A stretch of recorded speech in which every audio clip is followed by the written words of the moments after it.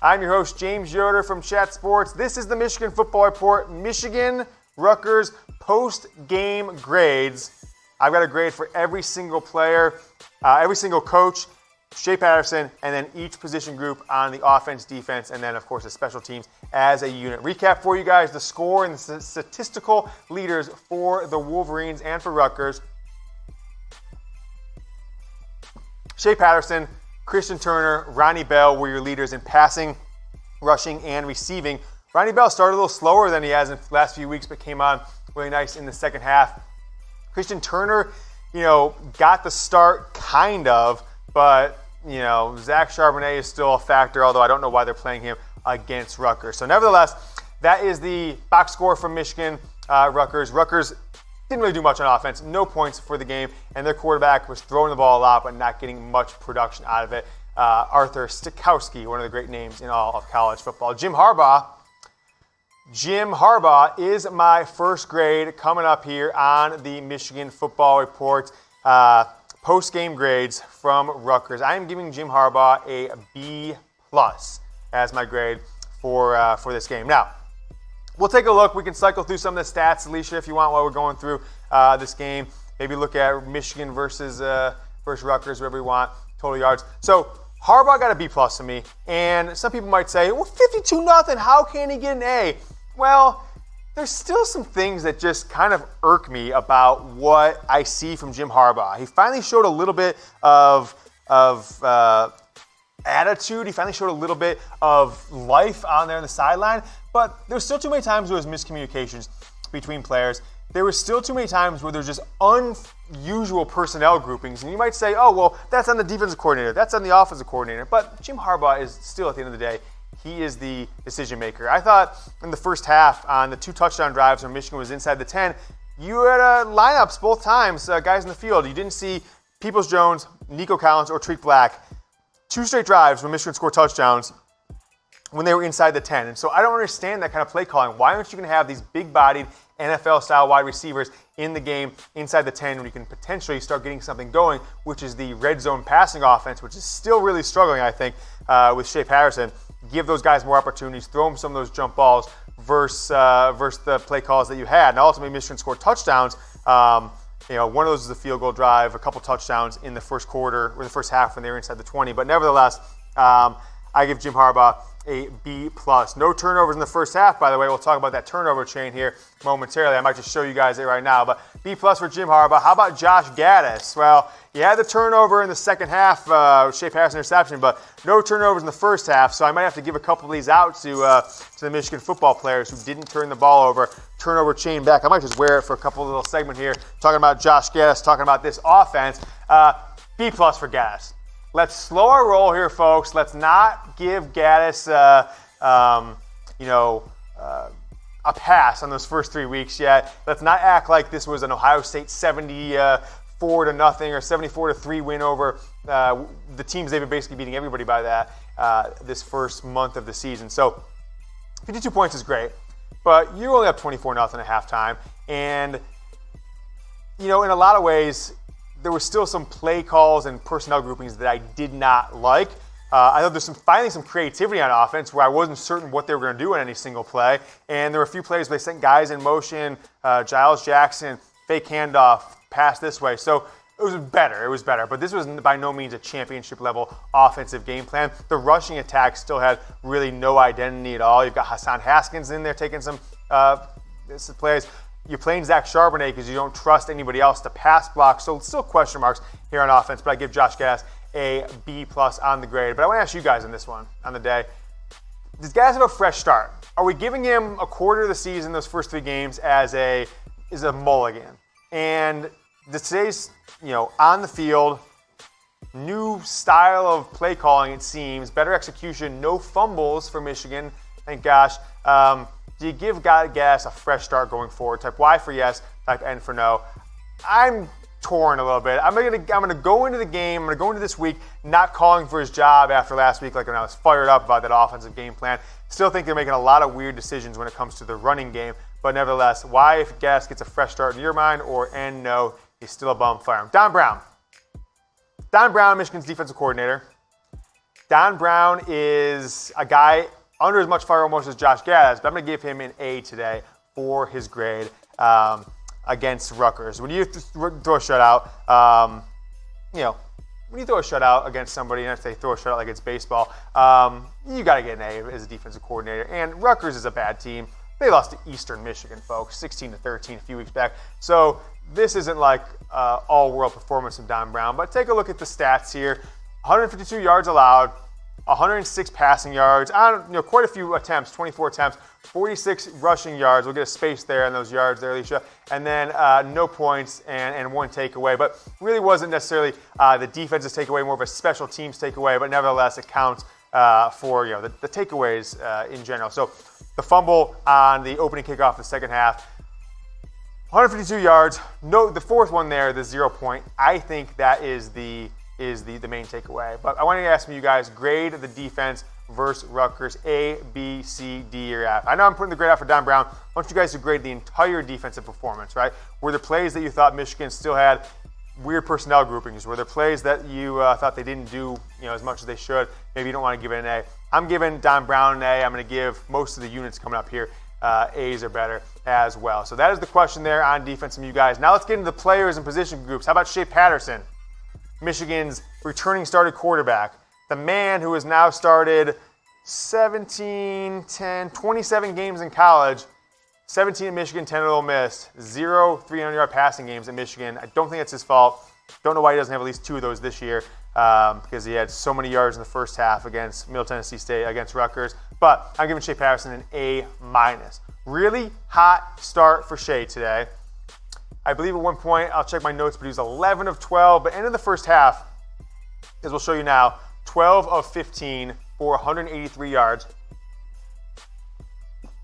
3 first half touchdowns, and one of those was through the air, 2 on the ground. He ended up with 3 rushing touchdowns on the ground today, folks.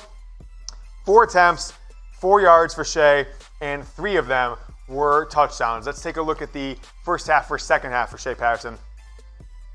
183 versus 93. So, gosh, he was only 117 yards away from 300-yard games. Give him more opportunities, coaching staff. And he could have 300 yards. So I'm giving Shea a pretty good grade. Take a look at his full game stats. Combine those 17 of 23, 276, and 4 touchdowns, 3 on the ground, and 1 through the air for Shea in this game. 4 touchdowns, 1 interception, so another turnover for Shea, but nevertheless, a pretty good outing. I thought they got him confident, and they got him rolling early on. We'll keep it moving through the Michigan football grade. Shea Patterson gets an A-, and the running backs, this is really the only question mark left on this team, or not question mark on this team. I think it's the only position group in this team that really hasn't had a game that you get excited about. I'm giving them a C+. Some people want to point to Army. Oh, Charbonnet at 100 yards versus Army. Well, sure, on 33 carries. Do you know how tough it is to get only 100 yards on 33 carries? I mean, his long was like 12 that day, so I'm not jumping through the roof. I thought they really struggled against Middle Tennessee State until the game got out of hand in the second half. Did absolutely nothing against Wisconsin. And then today, first half for second half, once Michigan was able to just kind of impose their will, you got some running game going. But no one has stood out on this team at all. I want to just kind of review these rushing leaders really quick here. Christian Turner, 11 for 48. Hassan Haskins, 9 for 45. Turner had a touchdown. And then Ben Van Sumeren, 3 for 5. True Wilson returning 4 for 13. Zach Charbonnet, 5 of 24. So C+ for the running backs. Guys, if you bet on this game and you did it with BetDSI, you can thank me. Make sure you comment. Thanks, Yoder. Appreciate the tip. Let me go with BetDSI. And if you didn't, you still have the opportunity to get going with BetDSI to bet on college games today. There's a big slate of games coming up. Really nice primetime Saturday coming for us. All kinds of NFL games coming tomorrow. On Sunday, if you're watching this on demand later, Sunday morning, coming today, nevertheless. And then Monday Night Football, Thursday Night Football, college football, and then Major League Baseball playoffs coming up. BetDSI, chatsports.com/bet. Promo code GOBLUE, 120% deposit bonus. Put in 50, a free 60. 100, a free 120. Up to $500 for a free $600, 120% deposit bonus. Promo code GOBLUE. Wide receivers. I want to give them an A, but I just can't because I still feel there were too many plays where I felt that they could have done something different. I thought Shea Patterson's interception, maybe Nico Collins could have, run that route a little bit better. I still think that they're underutilizing the talent. Maybe that's a coaching thing, but nevertheless, the stats are what they are. Underusing the talent of certain guys out there on the field for the Wolverines. I mean, Ronnie Bell was the leading receiver today, 6 catches for 83 yards. And Donovan Peoples-Jones, he could have had nearly 100 yards. One long pass play in the first half was called back for a phantom penalty that literally did not exist. When they said too many men downfield, they did the replay. Not even close to happening. Nico Collins, 2 catches for 50 yards. But if you've got Tariq Black and Nico Collins, 4 combined catches, I just don't know what you do with that. Like, these are better players than what they are getting the ball distributed to them. And we'll take a look later in the week on how many times they were targeted. But 31 games now, folks. 31 games Michigan has gone without a receiver achieving a 100-yard day. Can you believe that? We're going back to November of 2016, 31 games for the Wolverines. And after the 4th game of year 5, Jim Harbaugh has never recruited a receiver. Zach Gentry doesn't count. One tight end got 100 yards last year. Jim Harbaugh has never recruited a player to Michigan that has got 100 yards receiving as a wide receiver. Did you hear what I said? No Jim Harbaugh wide receiver recruits in 4 years and now 4 games. In his 5th year, a third of the way through his 5th year, has had a 100-yard receiving game. That is mind-boggling to me. Braylon Edwards, 35 starts at Michigan, 17 100-yard games. Jim Harbaugh, 55 games in, 0 of his recruits have got 100-yard. His wide receiver recruits 100-yard game. That is telling. I think there's a lot of things to take away from that. But I want to ask you guys, grade the offense versus Rutgers. A, B, C, D, or F. We're going to take questions coming up on the offense and the defense, so use those hashtags if you want to ask questions specifically on the offense or specifically on the defense. I want to know you guys think A, B, C, D, or F. We'll keep it moving. We'll get to your questions here in just a moment. We'll run through the offensive line. What did we give the offensive line in this game? A game where they didn't really challenge, but finally they were all playing together again, healthy. I'm giving them a B+, right? Maybe some of the cobwebs of John Runyon Jr. being out those first 2 games came into play last week. They looked bad last week, but when you score 50 points, when you put up nearly 500 yards of offense, you can't have a bad offensive line, so they weren't bad, but they weren't like super dominant because the running attack just did not get a ton of going. But protected Shea for the most part, gave him time to throw, but I think these grades are always weighted against competition, right? So B+ from the offense, 476 yards on the day. 52 points for the Wolverines, and then 1 turnover on the day. That Shea Patterson interception trying to go downtown to Nico Collins inside of the Rutgers 10-yard line. So B+ for the offensive line. Tight ends. You didn't have Sean McCune today. Eric All was in the game early, and Nick Eubanks ended up with, 3 catches for 43 yards. No other tight ends had a catch, did they? I don't believe so. So I'm giving them an A, and again, I'm grading against expectations. They didn't do anything bad. Eubanks had a couple nice plays, 3 catches, 43 yards, had a really nice kind of game-breaking catch there in the 3rd quarter from Shea Patterson. And he makes this receiving list. I mean, he had a better game than Tariq Black, right? He had near the game of some of the other players on this list. And without Sean McCune, I think that Eubanks played well enough. Eric Hall got in the game, and he was decent. I mean, he didn't really make any plays, but they called his name a few times in the broadcast and made sure that they came out there. So A for the tight ends. But look, the tight ends are going to be really one that's really tough to judge in this offense. Unless they have got some egregious drops or have no catches at all or miss a block, it's going to be tough to grade tight ends in this Jim Harbaugh, Josh Gattis offense if we're not getting the typical, Jake Butt. He's in there as a run blocker half the time, going out, catching 6 to 8 passes there. It'd be easier to grade Jake Butt if you expect him to get 6 pass catches and block 40 plays a game, but that's not the offense that we're running here. How about special teams? Got to give those bad boys. Then we gave them an A. We'll show it up here on screen here momentarily. Give them an A for the special teams. I mean, not much that you can do bad. You made your 1 field goal. All right, you got a fumble return that really blew the game out of the water. 24-0 at halftime, kicking off to Rutgers. They fumble the ball, and Michigan puts it in the end zone a few plays later. Jake Moody, that one field goal that we said, you made all your extra points. Giles Jackson didn't really get anything done on the kick returns, only 1. I guess that was the start of the game, right? For 13 yards, and then DPJ returning three punt returns 18 yards, not a ton there. Will Hart, though, 47.5-yard average on his punts, 2 punts for Will Hart for 95 yards. But the other play that was really impactful, Dax Hill just like made a play, right? He ran down there and he timed it up so perfectly. That guy caught the ball and it was legal enough. And Hill led with his head was leading, and I'm like, oh, they're going to give him a targeting penalty. He's going to get kicked out of the game. But head right, helmet right into shoulder pads, obliterated that Rutgers punt returner, and really got the Michigan team excited to play ball. So that is the grades for the offense, the coaching staff, and the special teams. Let's take a look at the defense. All right, the defensive line. I got my notes here. Only 5 sacks coming into the year. They had 2 sacks in this game. Kwity Paye was kind of the guy there.